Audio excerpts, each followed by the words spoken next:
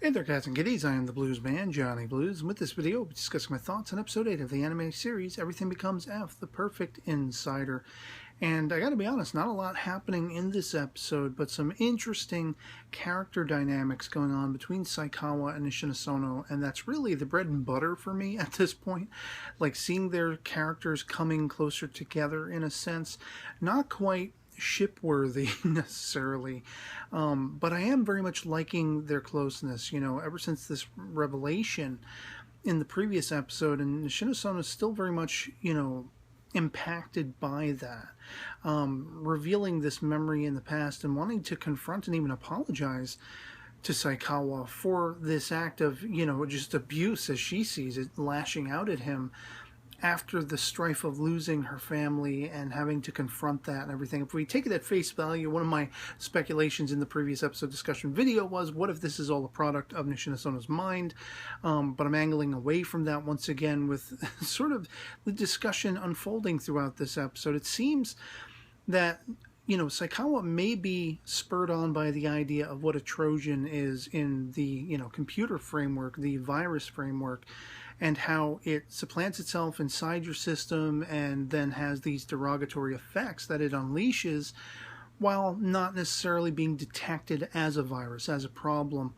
And with talking about, how this computer server had gotten all mangled and seemed to go offline or begin not working correctly and all that kind of stuff. There's been some discussion back and forth going back to like episode 2 or whatever it is, where they're talking about this must have been deliberate or was programmed to do this, that, or the other thing. They're not entirely sure what is the cause, but it seems like all of these little loose threads are spurring on Saikawa's mind to really kind of start piecing it together. And then, of course, the confrontation Nishina Sono had with this so-called Mishiru being something. We don't know what as yet, but he does seem to consider it to be part of the programming. And it's interesting that, we're basically told through the dialogue that you don't even need to go into one of these sort of virtual reality machines, these, beds filled with the water. You can actually do it at a terminal. So, like, anyone could really be manipulating this entire affair. And, I mean, just the weirdness of everyone in this environment is of the utmost. But it's like, I feel like they're all red herrings just to kind of deter us from knowing right out of the gate who is probably the mastermind behind it. And once again, it seems like Saikawa even is brought to the point, going towards two different of my speculations, that this may have been Dr. Magata having faked her death, and it's actually the corpse of Miki Magata, her sister, or even a child that she had. I mean, we don't know how old, how aged this corpse is.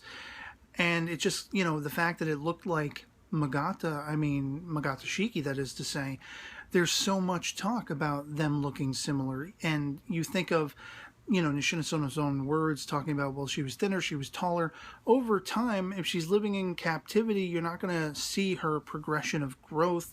If she's not, doing a lot physically, her weight can be easily gained and everything like that. So saying that this version of Miki is shorter and a little bit heftier than the Magata everyone thinks they are familiar with, is really not, conclusive. I mean, that could still be her after so much time.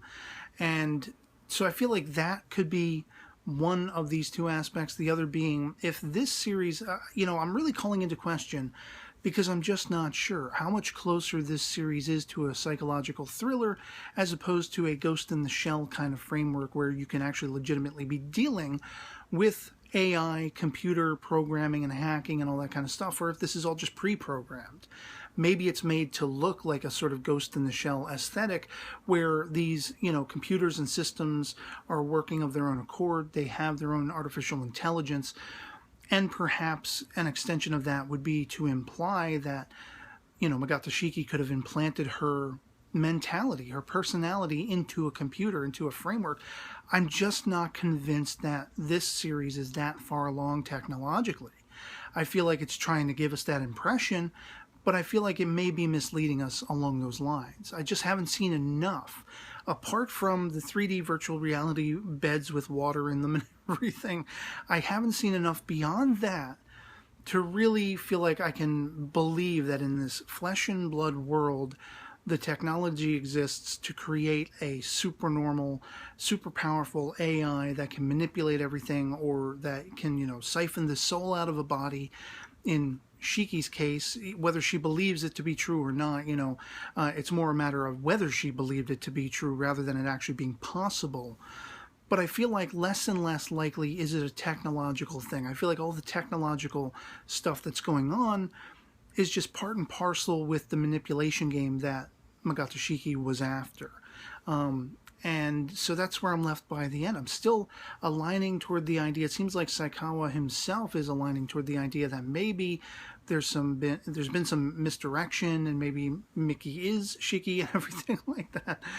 But there's still the possibility that more is going on. It's just a matter of what the hell is it?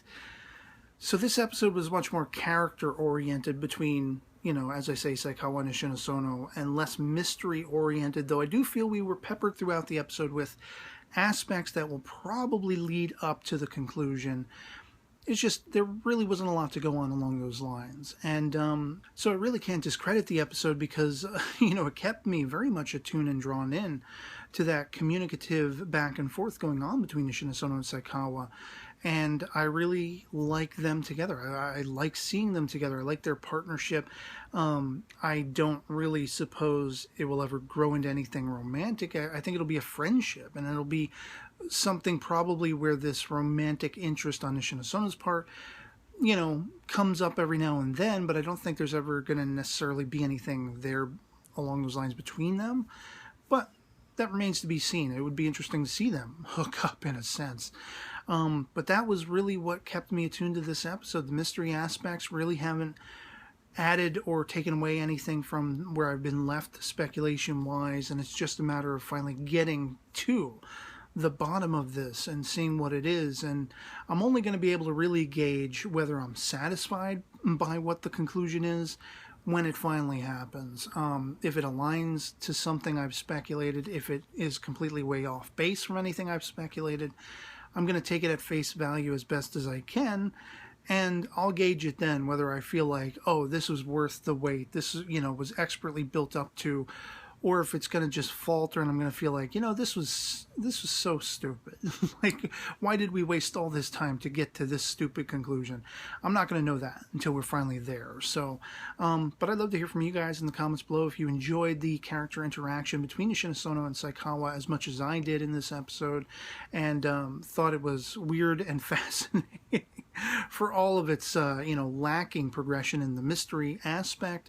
But again, if maybe you perceived something I missed entirely by some of the dialogue, the discussion to do with this particular mystery, am I right in assuming that this Trojan discussion played into Saikawa's, formulating an idea, a concept of what he thinks the truth is, and the fact that he believes, that Shinosono wasn't talking to the real Dr. Magato? Well, what does that mean? Who was she talking to? An AI interface, a pre-programmed computer program, or someone pretending to be Magato Shiki? Who knows? Let me know in the comments below whatever you thought about this episode. Anything goes. And so, yeah, otherwise it'll be pretty much it for me on this. Hope this video finds you well, and I'll catch y'all later. Peace.